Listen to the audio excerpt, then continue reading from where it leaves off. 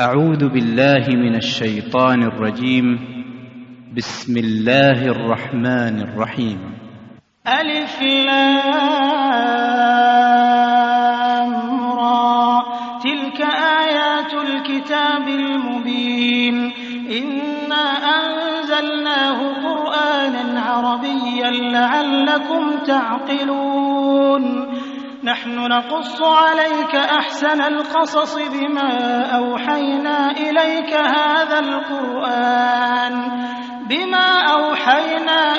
هذا القرآن وإن كنت من قبله لمن الغافلين.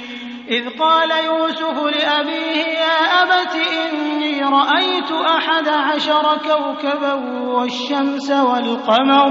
والشمس والقمر رأيتهم لي ساجدين. قال يا بني لا تقصص رؤياك على إخوتك فيكيدوا لك كيدا، إن الشيطان للإنسان عدو مبين. وكذلك يجتبيك ربك ويعلمك من تأويل الأحاديث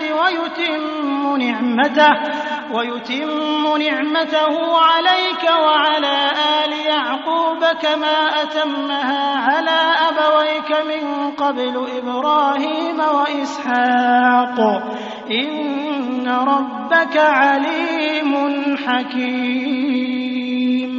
لقد كان في يوسف وإخوته آيات للسائلين، إذ قالوا ليوسف وأخوه أحب إلى أبينا منا ونحن عصبة إن أبانا لفي ضلال مبين. اقتلوا يوسف أو اطرحوه أرضا يخل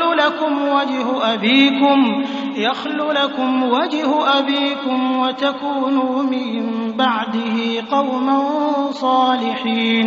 قال قائل منهم لا تقتلوا يوسف وألقوه في غيابة الجب يلتقطه بعض السيارة إن كنتم فاعلين. قال قائل منهم لا تقتلوا يوسف وألقوه في غيابة الجب يلتقطه بعض السيارة إن كنتم فاعلين. قالوا يا أبانا ما لك لا تأمنا على يوسف وإنا له لناصحون، أرسله معنا غدا يرتع ويلعب وإنا له لحافظون. قال إني ليحزنني أن تذهبوا به وأخاف أن يأكله الذئب وأنتم عنه غافلون. قالوا لئن أكله الذئب ونحن عصبة إنا إذا لخاسرون. فلما ذهبوا به وأجمعوا أن يجعلوه في غيابة الجب وأوحينا إليه لتنبئنهم بأمرهم هذا وهم لا يشعرون. وجاءوا أباهم عشاء يبكون. قالوا يا أبانا إنا ذهبنا نستبق وتركنا يوسف عند متاعنا فأكله الذئب وما أنت بمؤمن لنا ولو كنا صادقين. وجاءوا على قميصه بدم كذب قال بل سولت لكم أنفسكم أمرا فصبر جميل والله المستعان على ما تصفون. وجاءت سيارة فأرسلوا واردهم فأدلى دلوه قال يا بشرى هذا غلام وأسروه بضاعة والله عليم بما يعملون. وشروه بثمن بخس دراهم معدودة وكانوا فيه من الزاهدين. وقال الذي اشتراه من مصر لامرأته أكرمي مثواه عسى أن ينفعنا أو نتخذه ولدا وكذلك مكنا ليوسف في الأرض ولنعلمه من تأويل الأحاديث والله غالب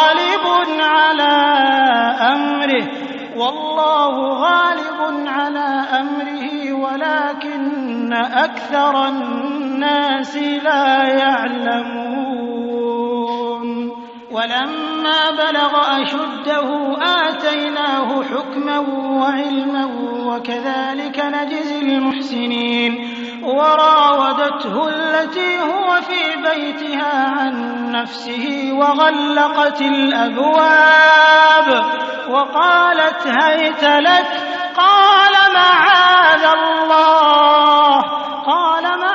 الله إنه ربي أحسن مثواي إنه لا يفلح الظالمون ولقد همت به وهم بها لولا أن رأى برهان ربه كذلك لنصرف عنه السوء والفحشاء إنه من عبادنا المخلصين واستبق الباب وقدت قميصه من دبر وألف يا سيدها لدى الباب قالت ما جزاء من أراد بأهلك سوءا إلا أن يسجن أو عذاب أليم قال هي راودتني عن نفسي وشهد شاهد من أهلها إن كان قميصه قد من قبل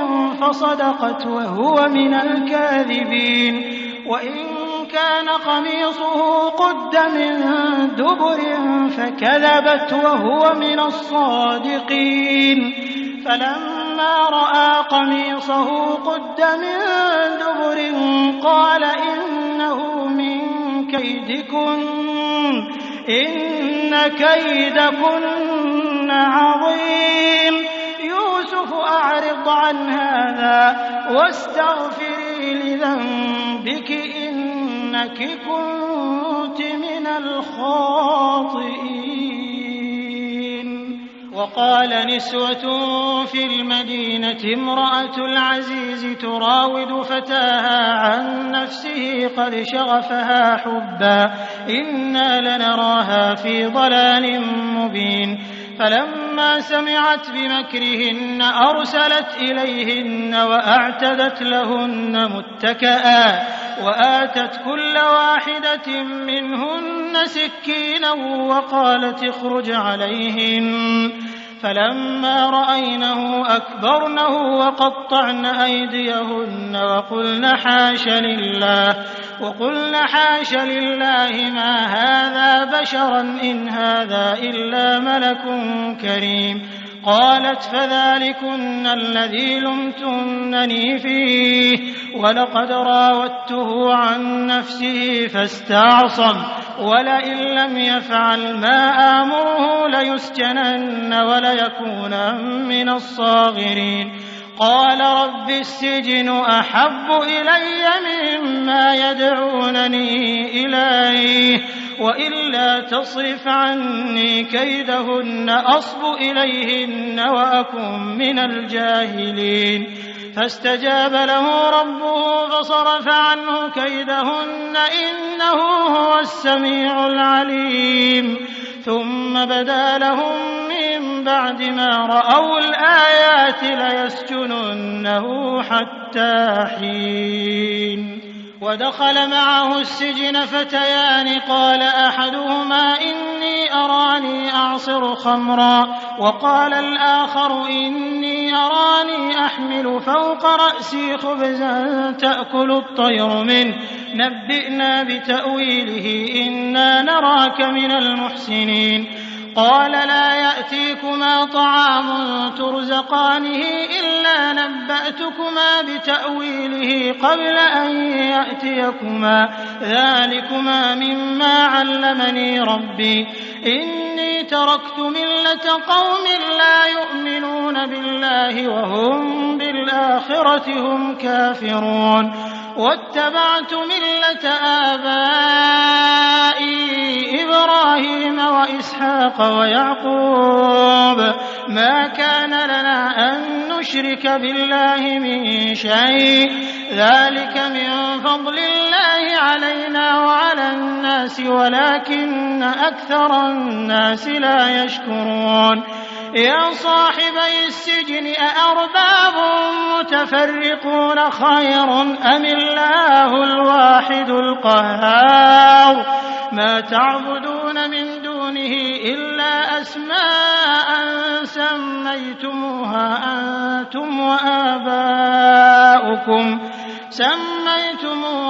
أنتم وآباؤكم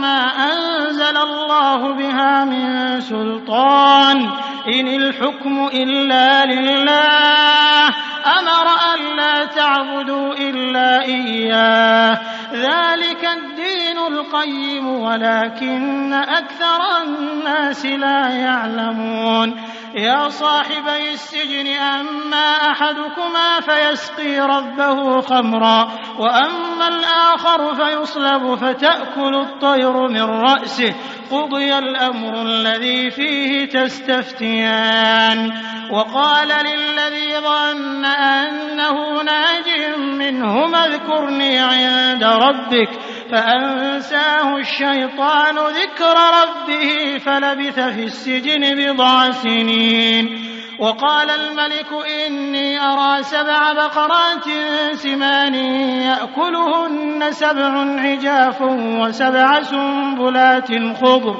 وسبع سنبلات خضر وأخر يابسات يا أيها الملأ أفتوني في رؤياي إن كنتم للرؤيا تعبرون قالوا أضغاث أحلام وما نحن بتأويل الأحلام بعالمين وقال الذي نجا منهما وادكر بعد أمة أنا أنبئكم بتأويله فأرسلون يوسف أيها الصديق أفتنا في 7 بقرات سمان يأكلهن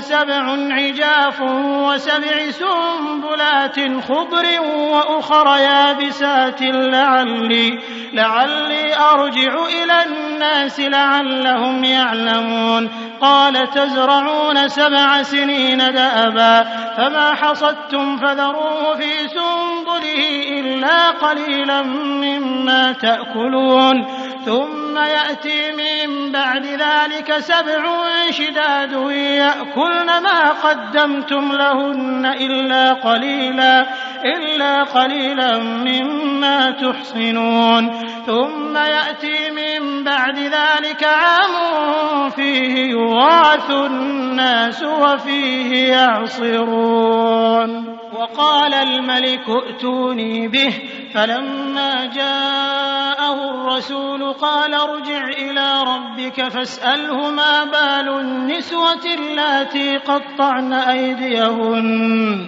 إن ربي بكيدهن عليم قال ما خطبكن إذ راوتن يوسف عن نفسه قلن حاش لله ما علمنا عليه من سوء قالت امرأة العزيز الآن حصحص الحق أنا راودته عن نفسه وإنه لمن الصادقين ذلك ليعلم أني لم أخنه بالغيب وأن الله لا يهدي كيد الخائنين وما أبرئ نفسي إن النفس لأمارة بالسوء إلا ما رحم ربي إن ربي غفور رحيم وقال الملك ائتوني به أستخلصه لنفسي فلما كلمه قال إنك اليوم لدينا مكين أمين قال اجعلني على خزائن الأرض إني حفيظ عليم وكذلك مكنا مكنا ليوسف في الأرض يتبوأ منها حيث يشاء نصيب برحمتنا من نشاء ولا نضيع أجر المحسنين ولأجر الآخرة خير للذين آمنوا وكانوا يتقون. وجاء إخوة يوسف فدخلوا عليه فعرفهم وهم له منكرون. ولما جهزهم بجهازهم قال ائتوني بأخ لكم من أبيكم ألا ترون أني أوفي الكيل وأنا خير المنزلين فإن لم تأتوني به فلا كيل لكم عندي ولا تقربون. قالوا سنراود عنه أباه وإنا لفاعلون. وقال لفتيانه جعلوا بضاعتهم في رحالهم لعلهم يعرفونها إذا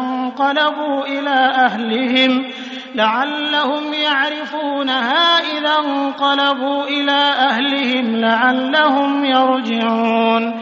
فلما رجعوا إلى أبيهم قالوا يا أبانا منع منا الكيل فأرسل معنا أخانا نكتل وإنا له لحافظون.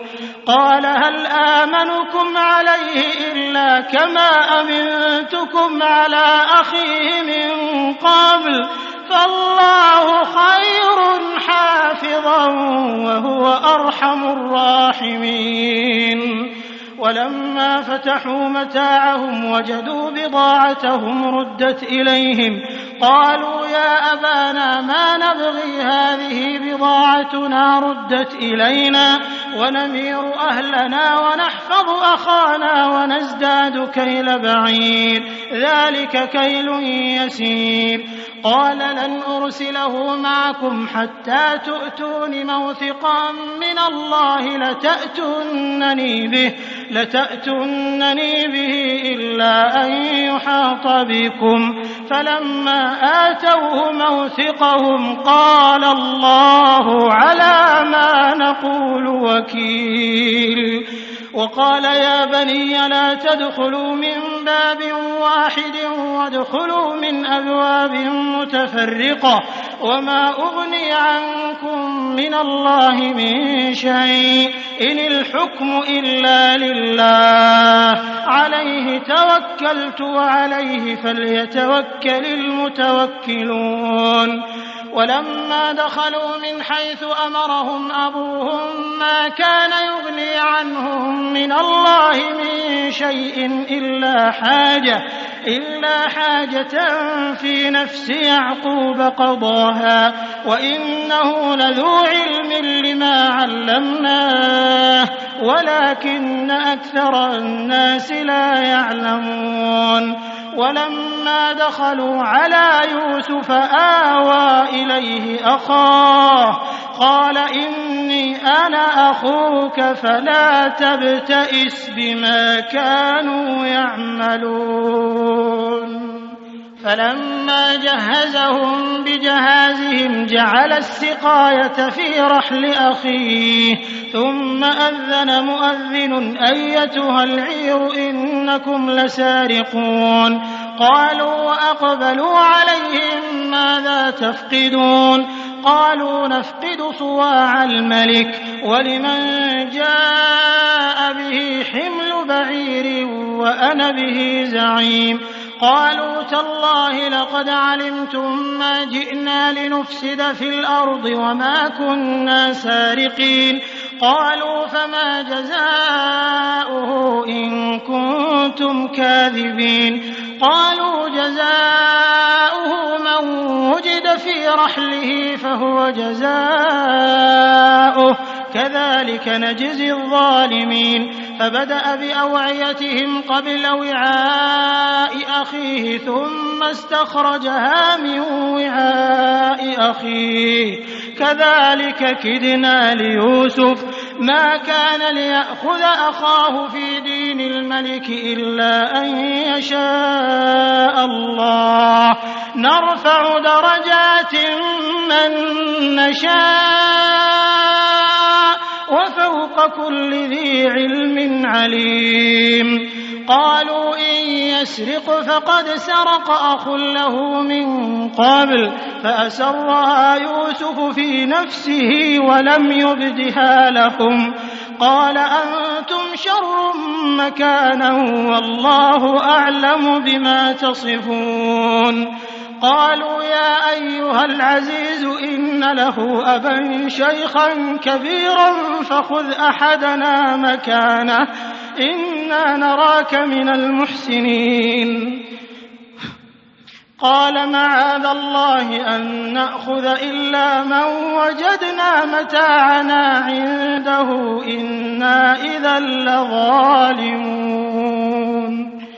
فلما استيئسوا منه خلصوا نجيا قال كبيرهم ألم تعلموا أن أباكم قد أخذ عليكم موثقا من الله ومن قبل ما فرطتم في يوسف فلن أبرح الأرض حتى يأذن لي أبي أو يحكم الله لي وهو خير الحاكمين. ارجعوا إلى أبيكم فقولوا يا أبانا إن ابنك سرق وما شهدنا إلا بما علمنا وما كنا للغيب حافظين. واسأل القرية التي كنا فيها والعير التي أقبلنا فيها وإنا لصادقون. قال بل سولت لكم أنفسكم أمرا فصبر جميل عسى الله أن يأتيني بهم جميعا إنه هو العليم الحكيم. وتولى عنهم وقال يا أسفا على يوسف وابيضت عيناه من الحزن فهو كظيم. قالوا تالله تفتأ تذكر يوسف حتى تكون حرضا أو تكون من الهالكين. قال إنما أشكو بثي وحزني إلى الله وأعلم من الله ما لا تعلمون. يا بني يذهبوا فتحسسوا من يوسف وأخيه ولا تيأسوا من روح الله إنه لا ييأس من روح الله إلا القوم الكافرون. فلما دخلوا عليه قالوا يا أيها العزيز مسنا وأهلنا الضر وجئنا ببضاعة مزجاة فأوف لنا الكيل وتصدق علينا إن الله يجزي المتصدقين. قال هل علمتم ما فعلتم بيوسف وأخيه إذ أنتم جاهلون؟ قالوا أئنك لأنت يوسف؟ قال أنا يوسف وهذا أخي قد من الله علينا إنه من يتق ويصبر فإن الله لا يضيع أجر المحسنين. قالوا تالله لقد آثرك الله علينا وإن كنا لخاطئين. قال لا تثريب عليكم اليوم يغفر الله لكم وهو أرحم الراحمين. اذهبوا بقميصي هذا فألقوه على وجه أبي يأت بصيرا وأتوني بأهلكم أجمعين. ولما فصلت العير قال أبوهم إني لأجد ريح يوسف لولا أن تفندون. قالوا تالله إنك لفي ضلالك القديم. فلما أن جاء البشير ألقاه على وجهه فارتد بصيرا قال ألم أقل لكم إني أعلم من الله ما لا تعلمون قالوا يا أبانا استغفر لنا ذنوبنا إنا كنا خاطئين قال سوف أستغفر لكم ربي إنه هو الغفور الرحيم فلما دخلوا على يوسف آوى إليه أبويه وقال ادخلوا مصر إن شاء الله آمنين ورفع أبويه على العرش وخروا له سجدا وقال يا أبت هذا تأويل رؤياي من قبل قد جعلها ربي حقا وقد أحسن بي إذ أخرجني من السجن وجاء بكم من البدو من بعد أن نزغ الشيطان بيني وبين إخوتي إن ربي لطيف لما يشاء إنه هو العليم الحكيم رب قد آتيتني من الملك وعلمتني من تأويل الأحاديث فاطر السماوات والأرض أنت ولي في الدنيا والآخرة توفني مسلما وألحقني بالصالحين ذلك من أنباء الغيب نوحيه إليك وما كنت لديهم إذ أجمعوا أمرهم وهم يمكرون وما أكثر الناس ولو حرصت بمؤمنين وما تسألهم عليه من أجر إن هو إلا ذكر للعالمين وكأي من آية في السماوات والأرض يمرون عليها وهم عنها معرضون وما يؤمن أكثرهم بالله إلا وهم مشركون أفأمنوا أن تأتيهم غاشية من عذاب الله أو تأتيهم الساعة بغتة وهم لا يشعرون قل هذه سبيلي أدعو إلى الله على بصيرة أنا ومن اتبعني وسبحان الله وما أنا من المشركين وما أرسلنا من قبلك إلا رجالا نوحي إليهم من أهل القرى أفلم يسيروا في الأرض فينظروا كيف كان عاقبة الذين من قبلهم ولدار الآخرة خير للذين اتقوا أفلا تعقلون حتى إذا استيأس الرسل وظنوا أنهم قد كذبوا جاءهم نصرنا فنجي من نشاء ولا يرد بأسنا عن القوم المجرمين لقد كان في قصصهم عبرة لأولي الألباب ما كان حديثا يفترى ولكن تصديق الذي بين يديه وتفصيل كل شيء وهدى ورحمة لقوم يؤمنون